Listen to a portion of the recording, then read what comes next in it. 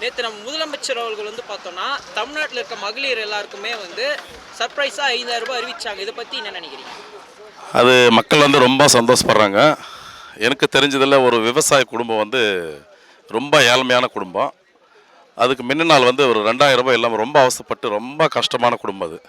அவங்க இந்த 5000 ரூபாய் விடிகாலமே ஒரு 9 மணி அளவில் எனக்கு 5000 ரூபாய் விட்டது, தலைவர் எனக்கு போட்டார், ரொம்ப சந்தோஷமாக இருக்குது, எனக்கு ரொம்ப மகிழ்ச்சியாக இருக்குதுன்னு சொல்லி கண்ணில் தண்ணீரே விட்டாங்க. அவங்க உண்மையாக நடந்த விஷயம் இது.